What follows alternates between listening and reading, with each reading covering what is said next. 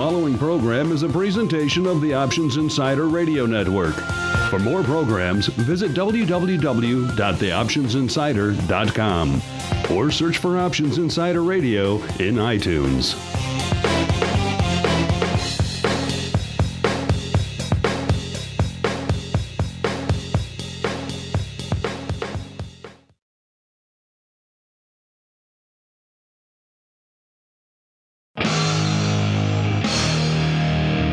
And now, it's time for the show that breaks down the options market. From unusual activity alerts to market updates and trading strategies. If it involves puts and calls, then our all-star panel will break it down. It's time to hit the option block. With your hosts, Mark Longo from theoptionsinsider.com, Mark Sebastian from OptionPit.com, Mike Tusaw from KnowYourOptionsInc.com, and John Grigas from Options Express. Welcome back to the Option Block. Despite what you may have heard last week, the rumors of my death are greatly exaggerated. It was touch and go there for a while, but I pulled through in the end from a very severe, surprisingly severe battle with the old flu. You know, I kind of saw it coming. The writing was on the wall because one by one, everybody on our team was getting struck down by this thing, and my little guy got it, and my wife got it, and I knew it was coming for me eventually, and I fought it as long as I could, and it finally got me on Sunday. And just a word of warning for all of our listeners, if you start feeling weird, sharp pains in your stomach, then just clear your calendar for the next couple of days because you're not going anywhere and you're not doing much. You're in for a rough couple of days. But yeah, you guys pulled off an admirable show without me.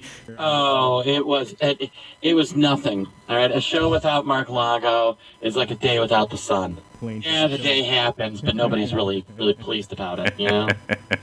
Yeah, if Mr. Tusaw was here, I would congratulate him on his excellent hosting duties. I feel comfortable now leaving the show in his capable hands. Unfortunately, Mr. Tusaw is on rush advisor assignment. I think one of his clients called up at the last minute with exploding puts that he needed addressed right away, and so Mike had to run off there.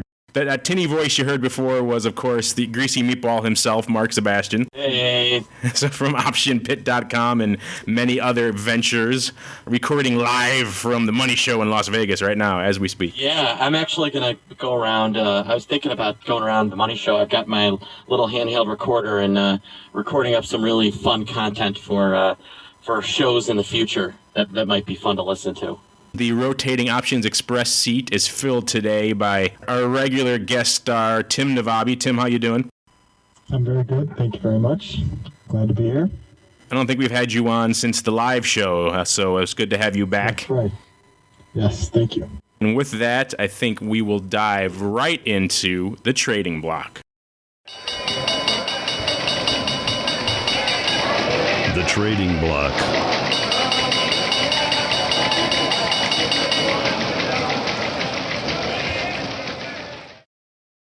Welcome to the Trading Block. As always, this is the segment of the show where we discuss some of the interesting general economic activity and general market activity that we're seeing today. And of course, it was a day when the bulls were back in force. The S&P closed up about 18 handles, Dow about 173, VIX cash closed at 1888, down 2.88. I almost did it myself. I almost said $2.88. So it's easy to fall into that trap. It really is. And then GLD, Mike's favorite, closed at 132.09, up $1.71. You know, most of the bulls seem to be rallying today because of the talks that Ireland's going to get a bailout. So we also had a smaller than expected increase in jobless claim numbers. I believe the number was up 2,000 versus expected up 5,000. So that was a slightly bullish sign. And we also had some surprise manufacturing surge in some of the data that we just saw coming out. So a number of mildly bullish things kind of came together to create a bullish surge. We also had the long-awaited IPO of GM finally. I know the guys on the NYSE were cheering and quite excited to see a real IPO coming in and getting some action today.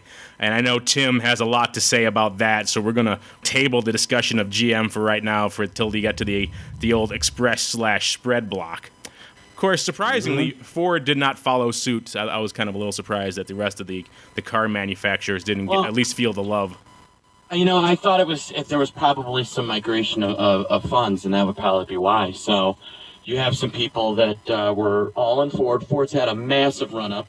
I mean, if you bought Ford, of course, I don't listen to my if I listened to my own advice, I was driving the car with my dad, and it's before GM declared bankruptcy. I said, well, what do you think about GM for $1.30? He goes, well, what about Ford for like $1.05? And I said, oh, you got to buy that. I don't think they're going bankrupt. And he goes, yeah, I think I will. So I bought 5,000 shares, and I did nothing.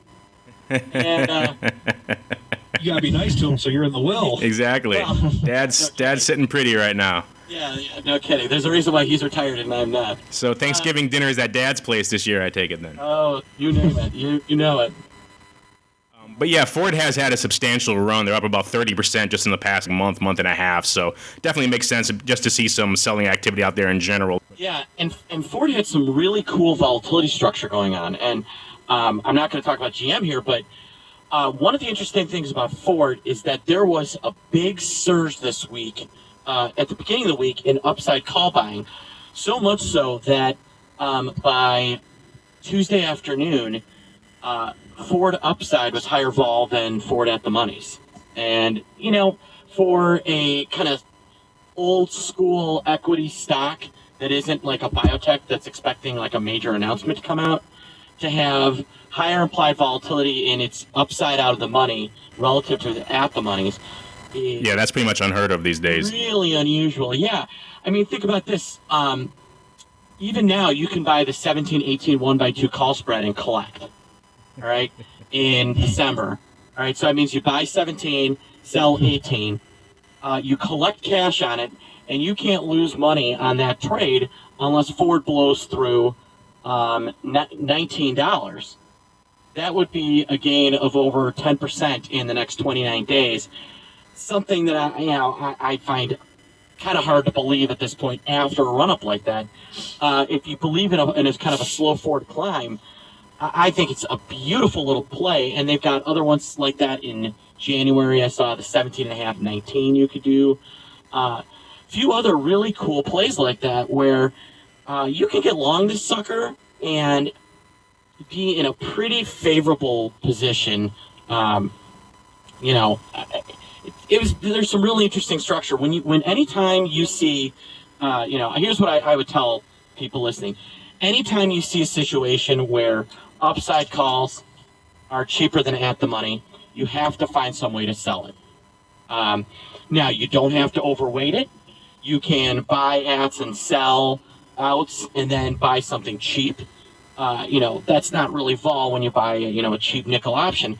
But I've found that it is really hard to lose if you buy ats and sell more expensive out of the monies. You guys have any thoughts on that? Wait, you say it again. So you're buying at yeah. When you have cheaper vol at the money, you buy at the monies and then sell a greater amount out of the monies. Gotcha. Yeah, you could do great. It doesn't necessarily even have to be a greater amount. If you are selling higher vol to the upside, then you can buy at the money. Whatever trade you set up will be in a favorable position. It may not definitely win, okay? But, one of the first things they taught me when I was learning to trade is this is a game of coin flips, nickels, and seconds. So if you can make that coin flip a little more in your favor, and you can collect some extra nickels, over time, those bets will make you a lot of money.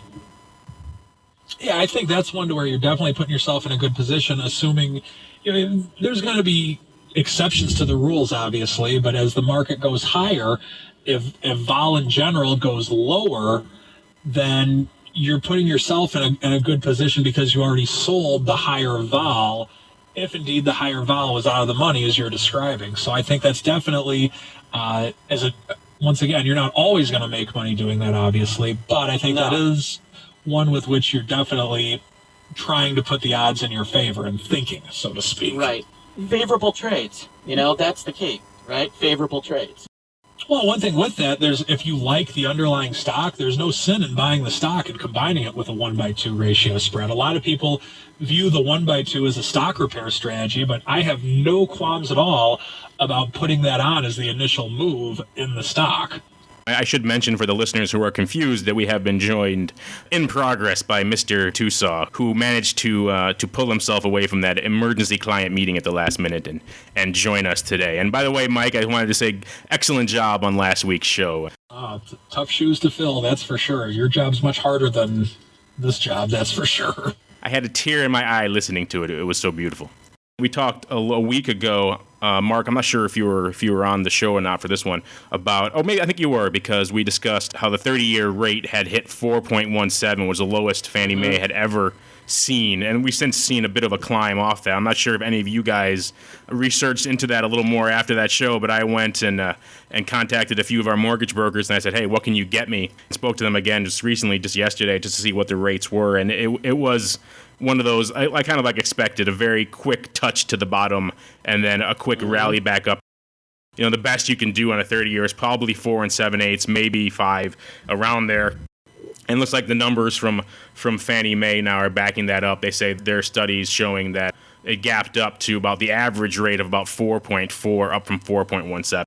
If you were one of the few who had the hanging bid out there for a 30-year way down in like 4 1/4, 4 3/8, and you might have gotten filled down there. But other than that, very few people were able to actually grab that gorgeous rate. The only thing I did that day, I actually went down to the Federal Reserve and unloaded, just over $1.5 billion in 30 years selling them. That works too. Those have worked pretty well for me.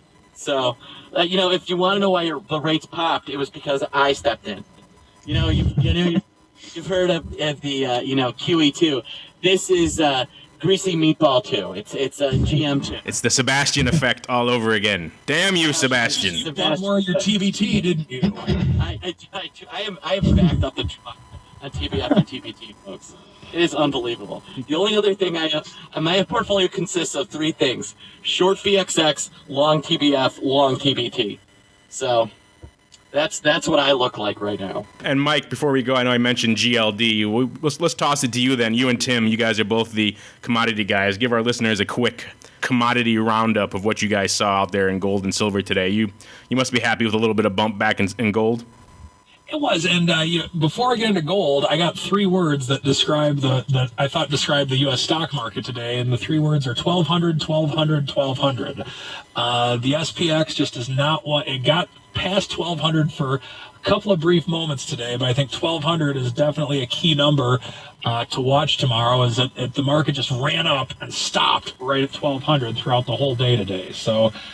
Those are my 3 little words, so to speak, on the stock market. But in regard to GLD, we actually had an opportunity last week to ratchet up our collar, and we were excited about that. So right now, it's one to where it is good to have a little bit of a bump in it. 130 is a pretty key number also for GLD. I think that just in looking at the chart on it, if it breaks through 130, I think we could have a pretty decent-sized sell-off. I mean, you never know. That's why we like to have puts on things, because we never claim to know. But with it, I think 130 has definitely been a pretty tough number for GLD to crack.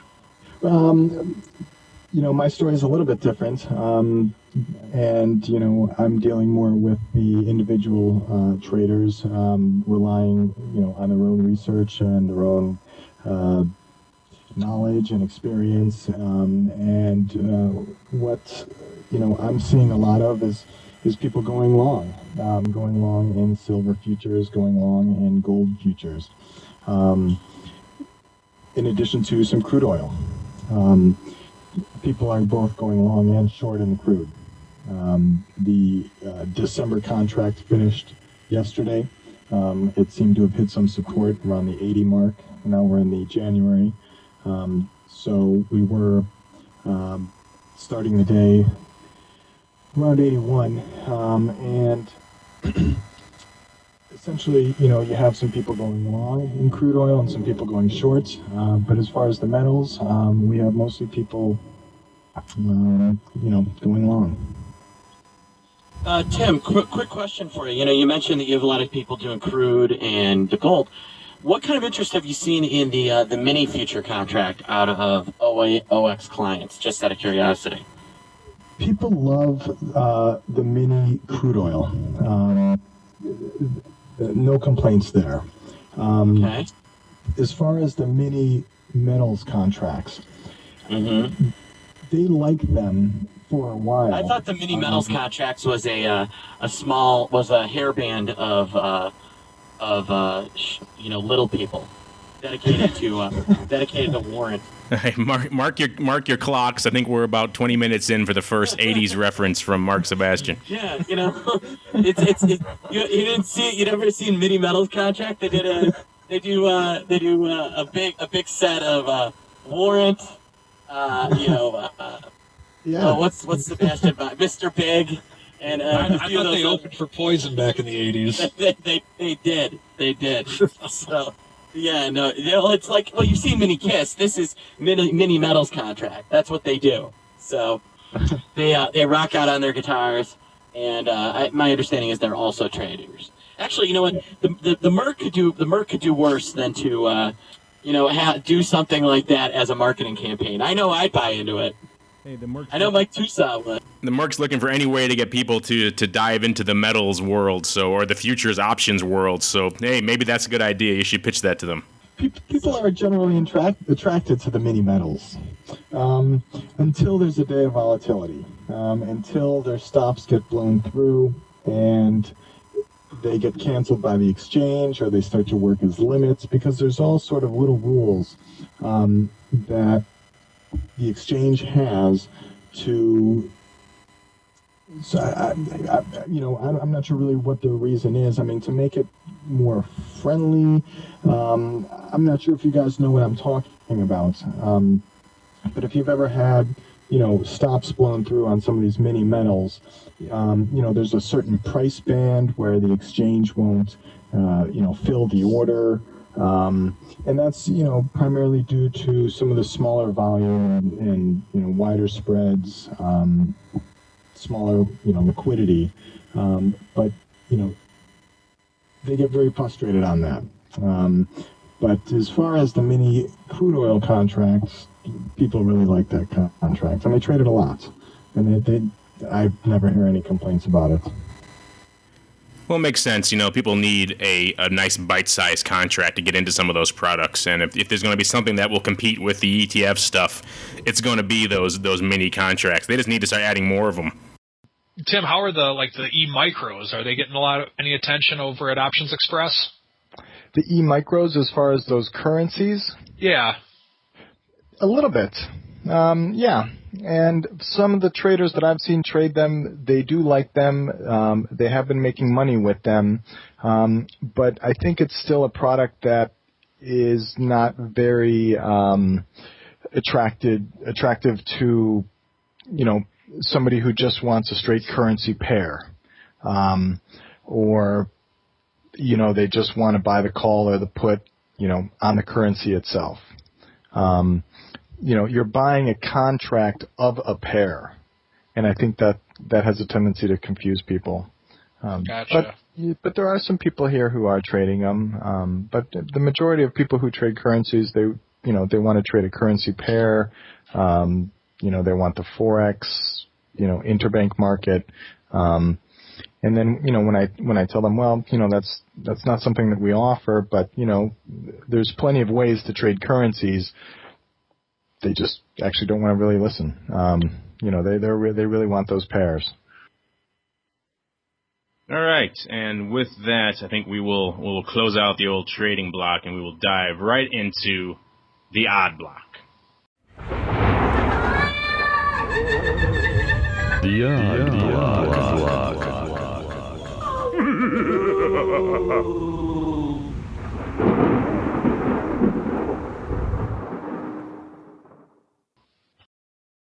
And welcome to the Odd Block, and you can tell by all of our chuckling that we have very bizarre intermissions here on the And so in the Odd Block, obviously this is the segment of the show where we discuss unusual things, even more unusual than the mini metals. Today we're going to start off with Regis RGS, and this one closed at $18.58, up about 23 cents. And this is one has a little interesting narrative to go along with it. This company started shopping around, looking for some takeovers, I think a few months ago, back in August is when that stuff started.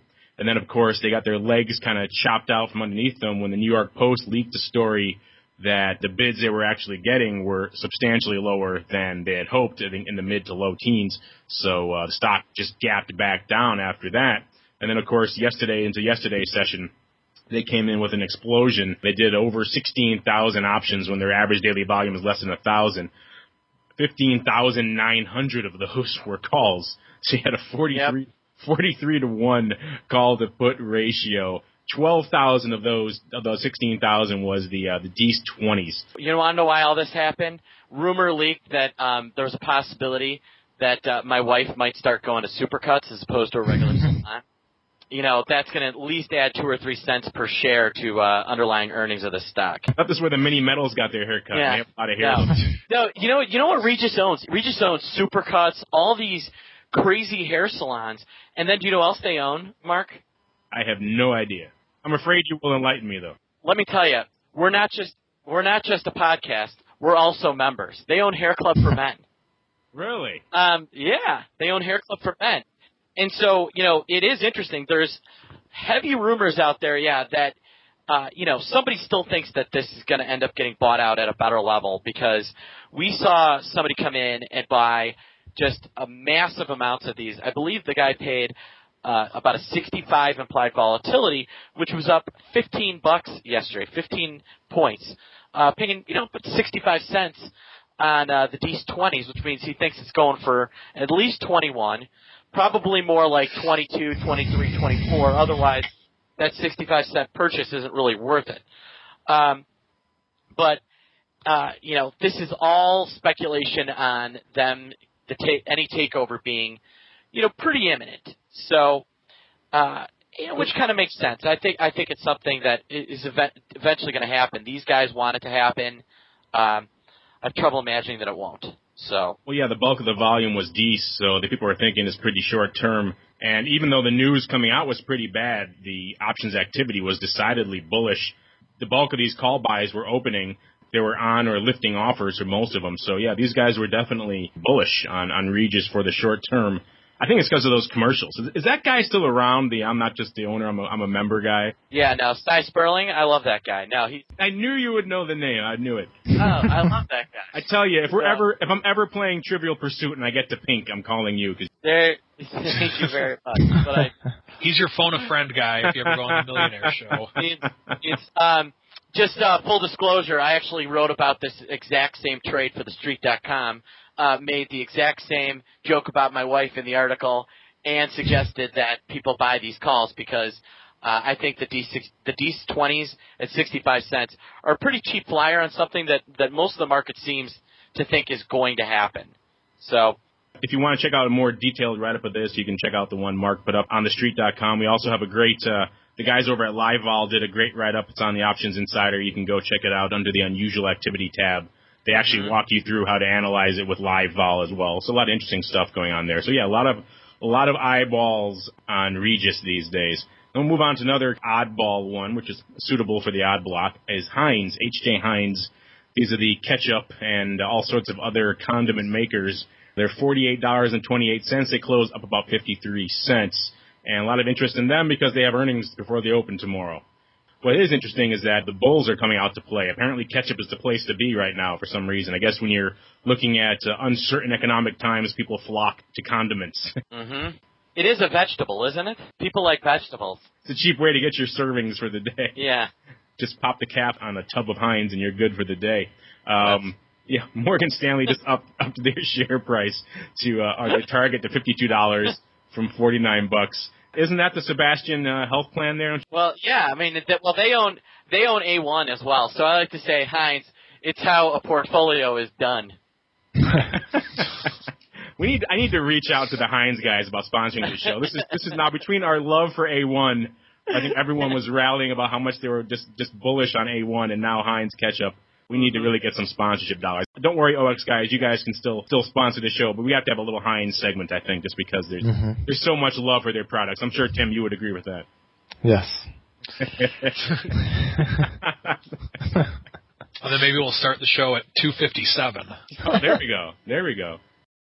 All right, and yeah, what we saw was, not surprisingly, so the bulls were out in force in Heinz because everyone loves ketchup, and we saw some long-term bulls coming in to Heinz here. We saw a trader coming in selling about 3,000 of the June 2011 40 puts for 55 cents, and then he came out and bought 1,000. So he went, he used them to finance his buy of 1,000 June 50s for $1.45.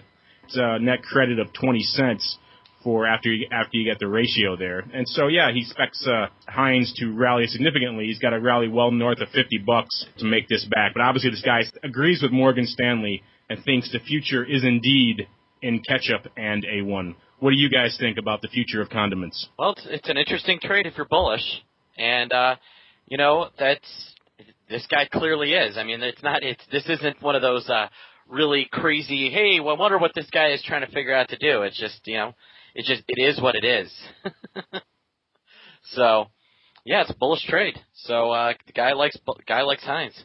Guy likes his ketchup. Yeah, and if it's in tough economic times, like you had said, Mark, you might not be able to afford the new car, you might not be able to afford the new washer and dryer, but by gosh, you can handle that free packet of ketchup at McDonald's or going out and buying the jumbo pack over at Costco or wherever. It's the new staycation now. That's the new luxury, is just loading up on ketchup at home. The staycation. Oh, I love it. The staycation. We're going to a dark, dark place now. But I think we need to get a drop. We need to get drop with the word staycation so that we can drop that in whenever we're talking about something. Just that guy that goes staycation. All right, and then switching gears again drastically, which is what we are wont to do here on the Odd Block. We're going to jump into Seagate, which is STX. These are obviously the hard drive makers. They closed at $14.22, up about 30 cents. And these guys, this is where we saw the three-legged spread come into play.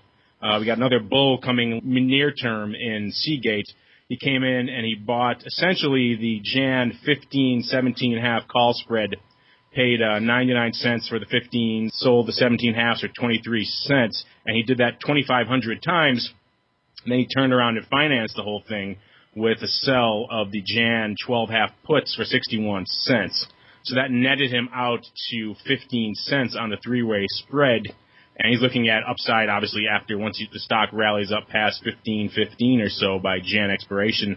Also, he's looking at picking up 250,000 shares on the downside if the stock drops to 12.5, though I'm guessing that doesn't really bother him, looking at the levels where he's putting this on. Mm-hmm. A pretty sizable trade in Seagate. They usually do about 40,000 average daily volume. This one alone was 7,500 contracts. So today they're obviously up above their normal numbers, doing about 55,000 contracts today. And obviously another player who thinks, despite the influx of SSDs and flash drives, that there still is a future in these spinning disks and spinning hard drives, because this guy is putting on a fairly bullish spread and financing it with an even more bullish sale of some downside puts. Well, it's just your common case of the fact that the neat thing about options is there are a billion ways to build a position. There's 50 ways to leave your lover. There's 50,000 ways to build a bullish option position. And that's one of the neat things about options. They give you that flexibility to kind of do what you want. This guy is taking what I would call a pretty minimal intermediate kind of financial risk. He doesn't have a lot to worry about on the downside. Doesn't really cost him a lot, and he can potentially make a killing if this thing catches a bid. So it's just your classic guy taking some time and building a position using options to make things inexpensive. So if you're comfortable at the levels you want to get into the equity on or the underlying on, and obviously this guy he's comfortable at that 12.5 level, and you're still bullish on the stock and you want to find a nice way to finance a nice bullish play like he did for 15 cents. I mean, this is, he gets almost a free shot here, and he picks up the stock on the downside if he's wrong in the short term. So yeah, not a bad way to structure a bullish bet on the cheap. To stay in the tech really quick, we'll toss it to Yahoo, because these guys, Yahoo closed at $17, up about 85 cents. Their average daily volume is at 40,000 contracts. They did 6 times that today, almost 250,000 contracts. a bulk of this volume was the Dees 1921 call spread. It went up 21,000 times for 24 cents. And they added more to that by the end of the day. Did they add more? Looks like they ended up doing about 35. Size bulls coming to play in Yahoo. Obviously, there's a lot of talks going on right now about people coming in to acquire Yahoo in various ways, shapes, and forms. But there's no immediate recent deal rumors that seem to be driving this spread. I think some people are speculating that it's just a pop based on some guy from News Corp coming over to the company. But other than that, it looks like the bulls are coming in, putting on a cheap upside spread and positioning themselves in case these rumors heat up again out in Yahoo that these guys are ready to play. Yahoo's a weird one because they've been all over the map the last couple of years. And a rumor comes out Microsoft's going to buy them. The stock gaps up and doubles. They say no, the stock's cut in half. They haven't found a way to make that back in a while. So they're kind of a weird company. I think Bing is running their search now and stuff. So a lot of weird stuff going on out there. And they're trying to become a content company and seem to have ceded the territory on search to Microsoft and Bing. Well, it makes sense. I mean, Yahoo has been kind of the not that great of a search engine for a pretty long time, and Bing actually does almost as good of a job as Google the times I've used it. So, it makes a lot of sense. I don't know if Microsoft ends up really ending up buying these folks. I don't know that makes a ton of sense, but I definitely see where the value in a strategic partnership is. There's still a ton of people that go to Yahoo for email, that go to Yahoo as a coagulant of news.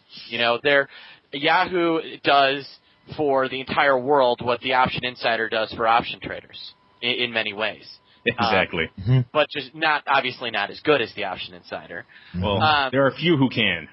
There are a few who can't. Well, they need to get a little more longoed. I'd like to go long go Yahoo, not long go. Isn't that just the case everywhere? Shouldn't that be everyone's mantra? A little more long go in your life. Yep. Isn't that how you proposed to your wife? You said, "Don't you need a little more long go in your life?" It works surprisingly well. I recommend everyone out there try it who's considering going down that road.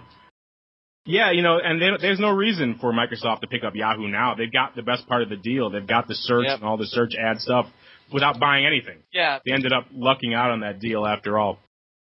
And we'll finish up the odd block with just a quick toss back to a name that John Griegas actually brought up last week on the show, Mela Sciences, MELA. We talked at the time about how this thing was just bid out of control. They were doing some boxes out there, trying to take advantage of some of the cost of carry issues that were going on out there. And it was 9 days to go, a $6 stock. They were coming up on an FDA announcement on Tuesday of this past Tuesday, and the at-the-money straddle was trading for $4. It was insane. The $12 calls, 100% out of the money calls with 9 days to go were trading 25 cents.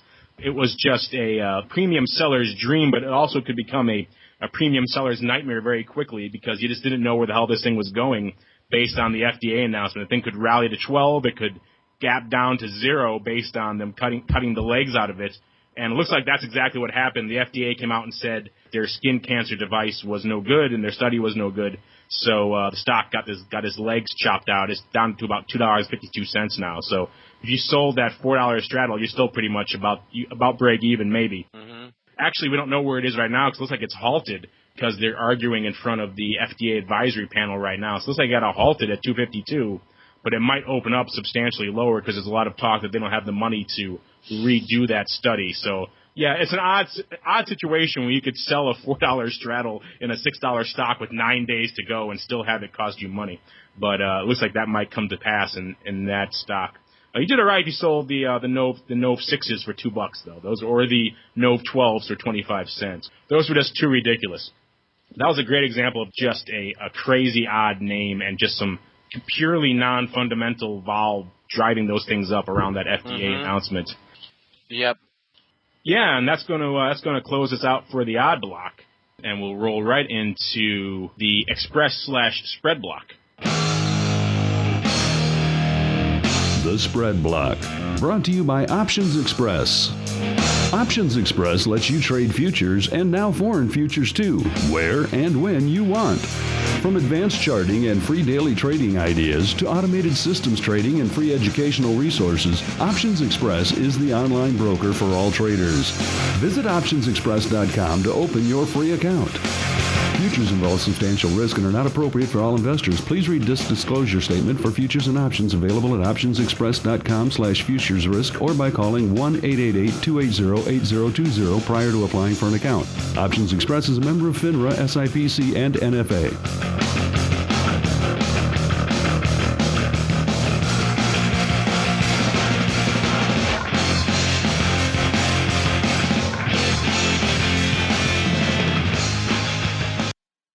And welcome to the Express/Spread Block, and this is where the boys over at Options Express regale us with all the interesting stories about what's lighting up their phone banks today. And Tim, if I had to take a guess on what is filling your day today, I would have to say GM. Am I correct?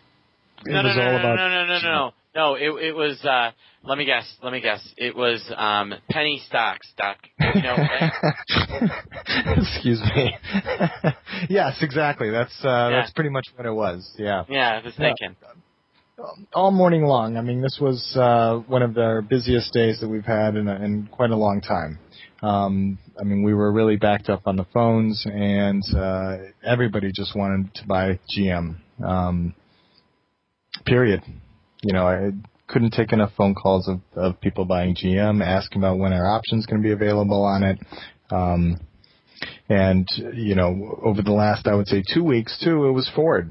You know, so, you know, people really have been playing this automotive sector for quite some time now. And, you know, finally they got what they wanted. They got the GM. Did you get any especially good fills that you're very proud of? Did you get any like 33 or 3310, anything like that? No, not at all. I was looking for them, and I was hoping for some people to, you know, bid down there. But no, they were just stepping in right where it was and buying it, period. Yep. Yeah, it looks like it kind of opened fairly strong. Well, it IPO to 33, opened to 35, and then it seemed to retreat off those levels. I'd be a put buyer on GM. That's just me. So, not because I think they're going bankrupt or anything like that, but I just think, you know, there was a little too much excitement into this IPO, and this may go kind of the standard IPO path where, you know, it's a little lower a year later. So that's what I kind of am looking at when I look at General Motors. Yeah, if I had to do a spread of, you know, Ford or GM or pick one of the two, I would definitely lean Ford right now. They seem to have the edge, like all the things we were talking about. They've gone the in the cockpit route, and that's increasing their sales price and seems to be increasing their sales. Meanwhile, GM still has a lot of union issues, and they've been cutting lines, but I'm not sure if they're cutting the right lines. Right, and have you read about the kind of the way the union is just milking this IPO? I mean, I'm not anti-union. My father-in-law's a union guy, in the teachers' union. Love unions, but what the United Auto Workers are doing to getting out of this GM IPO is astounding. The way they're just milking cash out of this thing. You know, it makes me wonder what kind of it makes me worried that, you know, once they're done milking this, what do they have left? You know, the point of this whole GM deal was to get them on board and turn General Motors into kind of a partnership. The way they're milking this thing does not. You know, I have trouble seeing how it can form a partnership. So that's just kind of what I would say about that. I guess I'm kind of viewing this, and I'm in agreement with you on that, Mark, but the thing that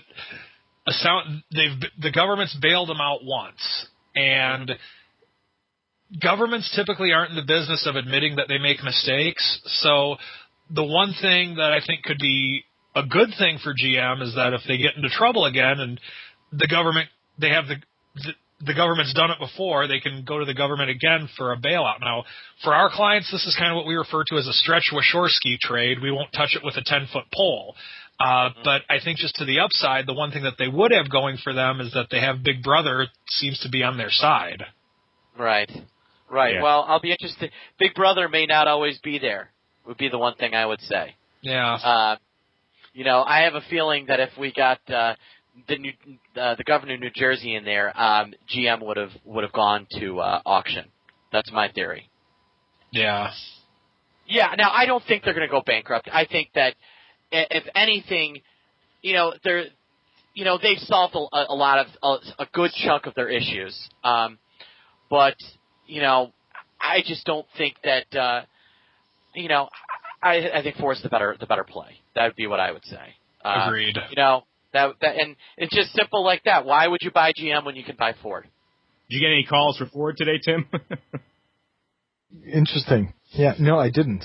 I didn't. But like I said before, probably over the last 2 weeks, 3 weeks, everybody was about Ford. Yep. And, since this is an option show, we should reiterate or mention that I believe the options are opening, the 29th on GM? Yes. Oh, nice. Excited for that. I am excited for that. But, yeah, so, Tim, anything else going on over at OX?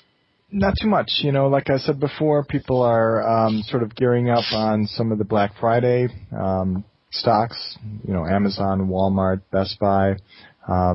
People are, starting to get SIRI is one that's sort of creeping in here. I see some activity on that as well. That's Sirius Radio, because I think Howard Stern is supposed to be making his decision on whether or not he's staying or leaving or something like that. That's not one that I pay too much attention to, but that's sort of coming up on the screen. Let's hope he bought some puts before he got his contract. That guy had stock. Well, I forgot what level he got it at, but he got stock obviously higher than $1.40 where it is now. Yeah, right. I would. Yeah, no kidding. This is a lose-lose situation for Siri because Sirius, they can't afford to pay Howard Stern, and without Howard Stern, they basically have no reason to exist beyond Howard Stern.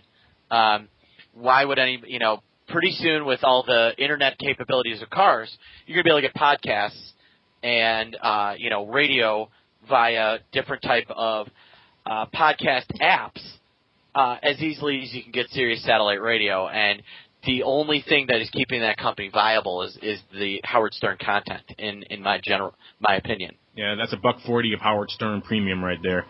That is $1.40 I would sell if he gets that. But yeah, podcasts, look at this one. We can get a fair number of listeners without having any sort of sign-up fee, any sort of hardware you have to buy, and that model is really what's killing the satellite radio. There's no reason to buy hardware. Well, it's killing terrestrial radio, which is free, Yeah. on terrestrial radio, there's no way they could be as interesting, exciting as we are here on the option block, Imagine how interesting and exciting we would be if we had a subscription fee. Oh, wow. The things we could do. We could have official intros from the Mini Metals. They should be our house band. All right, and with that, we will close out this segment of the Express block, and we will move right into the interview block. The interview block.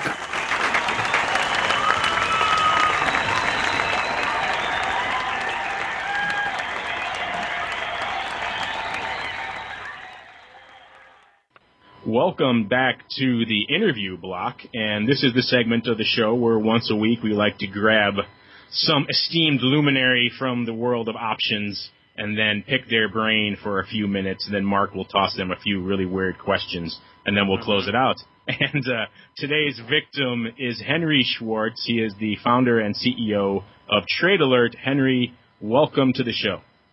Thank you, Mark.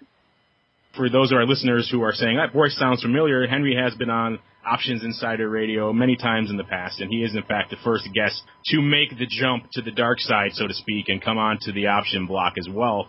For the few listeners out there who haven't probably heard your appearances in the past, Henry, why don't you give our listeners a quick rundown of what you guys do over at Trade Alert and what's trading?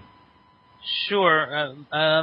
Trade Alert is a market data vendor. We process the full opera feed and stock market feeds in real time and basically process the data and aggregate it to help people really get a handle on qualitative and quantitative aspects of what's trading. So taking things further than just, okay, there's a big block of calls in Alcoa that traded, to actually saying, okay, how did they trade? Was it in the form of a sweep where somebody lifted the offer on a bunch of floors. What did it do to the implied volatility? What was the net market impact in terms of stock delta? That kind of stuff. And then even on a higher level, we do a lot of nice things with aggregating the activity across a stock over multiple days or even across an entire sector. So you can say, okay, well, hey, what does the flow look like in the material sector today anyway? And you can get a nice picture of things that way. Henry, Mark Sebastian here. How you doing? Good. So what would you say that, I'm sure you get a ton of feedback from your customers. What would you say that they find to be kind of the most valuable service that you guys really offer? And do you hear a lot of things, I'm sure you hear all the time about things that they're clamoring for. What is on your short list of things that Trade Alert / What's Trading is looking to bring to the table? It's a good question. Probably one of the earliest uses of data that people got really excited about was these very simple, unusual volume alerts. When you look at a stock and it normally trades 7,000 contracts a day, and then all of a sudden by noon something's traded 17,000 contracts. That usually means there's something happening, or sometimes it means something's about to happen. So that very quickly got us a lot of interest because it was very hard to kind of see that unless you were lucky enough to be looking at the right place when things were trading. In terms of future things, it's actually really just an evolution of that. We're actually moving to a time-weighted, market-weighted analysis of volume, meaning if something trades 10,000 contracts a day, then on average it trades about 1,500 contracts an hour. So if by 11:30 something's traded 5,000 contracts, it's already ahead of schedule, basically. Mm-hmm. So now, sorry. No, I was just going to say what you can actually add to that is a market weighting, meaning if the entire market is very, very busy, you can divide by how busy the market is. Or if the market's very slow, if the market's only trading half of its normal daily volume, but some stock is actually trading more than its average daily volume, that's an additional piece of information, and it's a very intelligent way to look at it and say, wow, this thing should only have traded, 4,300 contracts at this moment, and it's traded 7,000, so something's going on. So basically, just trying to help people see these things even earlier. Well, that's really useful and interesting. Now, are you guys going to apply some sort of weighting to the actual times? I mean, we all know that, a huge chunk of the volume happens in the first hour and the last hour. So, is there any plan in the works to kind of take that weighting, even a step further? That we've already got it. We've got the data crunched, and you're exactly right. It's not a linear progression of volume across the day. In fact, I've been looking at a graph of it. The first half hour is actually slower than it would be, and then the next hour is busy, and then it's quiet for the middle couple hours, and then about 2:15 till 4 o'clock is when you get a larger portion of the volume. So that's exactly it, and that's kind of exciting because then as the market moves around and month after month, we actually update that averaging on a daily basis, so that if in the fall you get more market activity in the morning hours, we can have our alerts and analytics reflect that. Cool. That's really cool. And now, for people who are listening at home who want to participate in this slew of data from Trade Alert, you guys have a couple of different options, right? They can do the professional level over at Trade Alert, which I believe is around the 400 level, and then you also have the premium membership over at What's Trading, which is 89, which is kind of a little more of a bite-sized thing where people can come in and get some information on unusual activity and that sort of thing. Yeah, that's right. We're Trade Alert is basically the institutional service. Wherein our customers are typically the investment banks that are trading most of the volume, and also brokers and proprietary trading shops. And then the whatstrading.com site is basically a little bit more simplified, but still the same focus. It's really still about trying to see activity as it's going on and interpret it very quickly. So.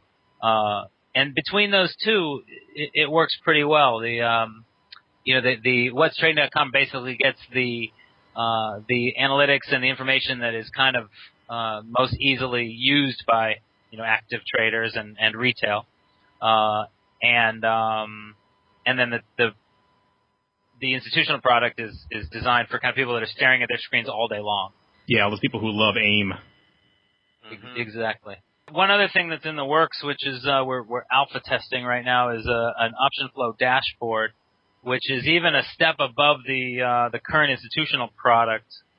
Basically, it's a dynamic dashboard that visually depicts kind of where the volume is, and directionally, and in volatility sense, and in volume over that funky time-weighted, market-weighted number.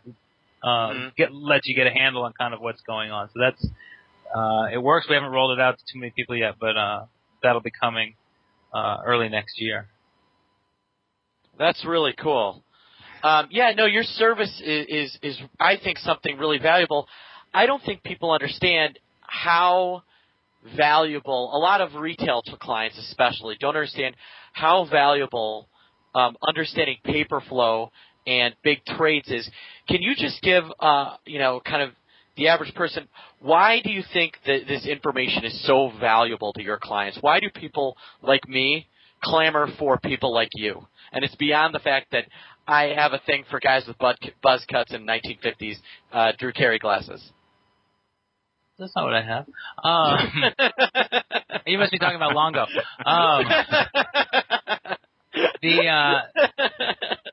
I got rid of the buzz cut a long time ago. I'm just kidding. The need that we really kind of help out with is when you have a highly automated, highly fragmented market like ours with 9 exchanges and more of that volume getting sliced up, with smart routing. If you don't have a tool to help you notice that 600 calls just traded, but it was split up into 7 80 lots, it's really hard to know what is going on. And in the olden days, you could call the floor and say, "Hey, what just traded in Microsoft?" But now there's really not anybody to call, and so so the tools that we started building were basically just to get people a decent handle on what was trading and how. And then for the larger trades and the funkier stuff, and this is actually what shows up in what's trading more than not is, with a couple people that have experience looking at the data that's coming across the tape, you can and actually also pulling in some ancillary data, which might be talking to other traders or brokers. We can help clarify. We can say, okay, this very large risk reversal or collar traded in KSS, and this is what it's related to, and this is the economics of it, and yes, it suggests a very bearish view, or no, it does not. It's purely a volatility trade. It's purely a skew trade, that kind of a thing. So, helping people figure that stuff out, in the course of a trading day when you got 15 million contracts trading and everybody's busy, it definitely is a sweet spot because it lets people kind of get back to business, whether it's trading or servicing accounts, because they know they can say, yeah, you know what, we just saw a big sweep of puts being lifted in 3 different financials over the same 5-minute period. We think somebody is moving some money out of the sector and they want to hedge or something like that. One of the reasons we like Henry's stuff over at Options Insider is because you get a nice kind of macro view of all the exchange stuff as well that like you mentioned, you get to see where the flow is really coming from, outside of OCC and OIC numbers and those sorts of things. So you can kind of see the market share data on a much more real time, much more active perspective. You can see if people are having any sort of uptake to new entrants, like let's say the C2 and that sort of thing. So we like to look at your numbers for that sort of stuff as well, kind of a more real time parsing of what's actually going on in the options industry as opposed to what you're hearing from all the various press releases and that sort of thing. But Henry, we love having you on. I'm glad Mark tracked you down. Our show's running a little bit long today, so we're going to have to we could talk for another probably half an hour about a variety of different option flow things. But I think folks, come on. We could talk for another 5 hours about option flow. Sure. We talk about flow of all types on this show, options being just one of them. But well, if you think Sebastian this is exciting, does, I should if you say. think this is exciting, we got to get Henry to come on and talk about his Scrabble, his professional Scrabble league that he's in. He only does that when he's wearing his Drew Carey glasses, remember? He Yes, takes those exactly. off. Can't play Drew Carey glasses, buzz cut, and professional Scrabble ability. This is our way here on the option block. We invite guests in and then we insult and then insult them the whole time. That's fine. I don't mind. Please come back at your earliest convenience, Henry. Sure. No, but actually, we enjoyed having you on. We'd like to have you on again. But for now, Henry, I'm glad you can come on, and we'll definitely have to bring you on again in a future episode. Okay. Thanks a lot, guys. All right. Thanks, Henry. Sure. Around the block.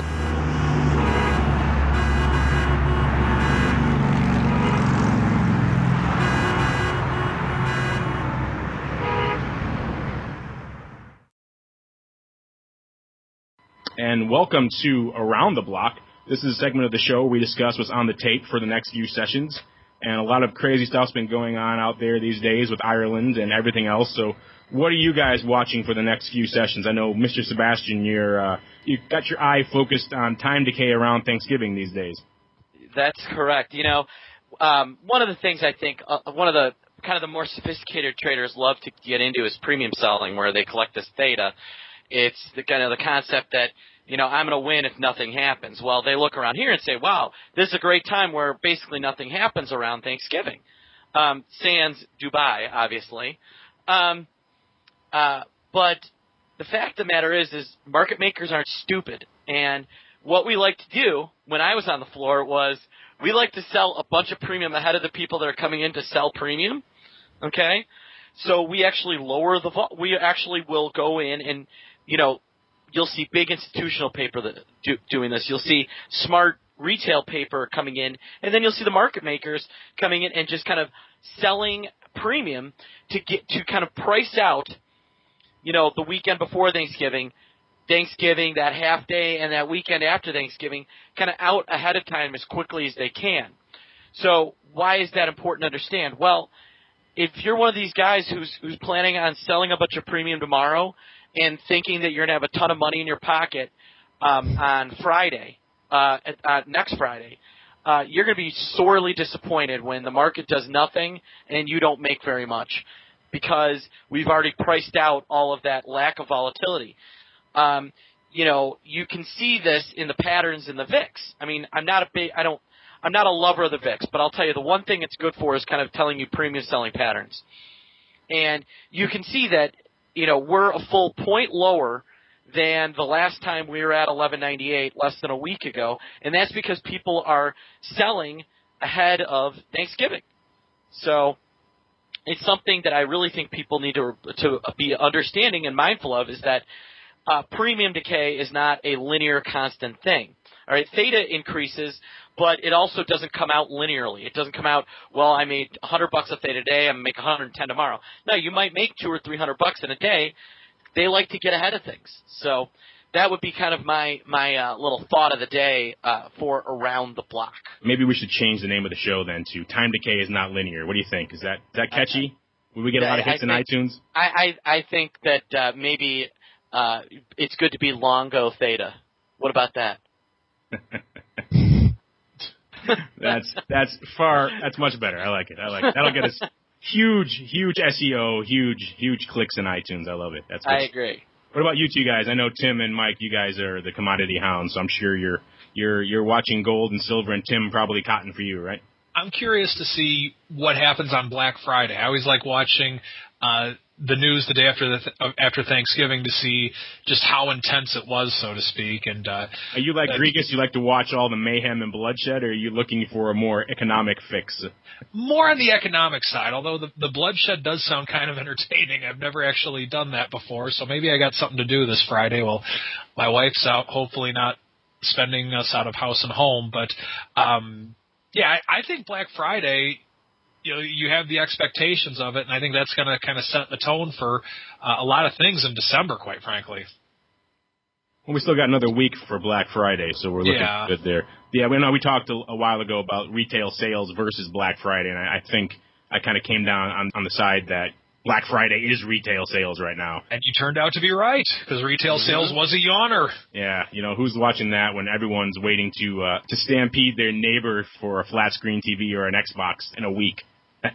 That's when we'll see the true rubber meet the road, so to speak. What about you, Tim? Yeah. Some of the things that I do see a lot of are people, participating in some of the Black Friday stocks. Amazon, Walmart are two of them, Best Buy. In addition to, again, gold, silver, and oil.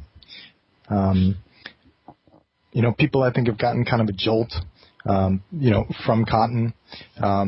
So I think, a majority of people right now are sort of stepped back from that, trying to sort of see if it's going to sort of stabilize here, catch some support.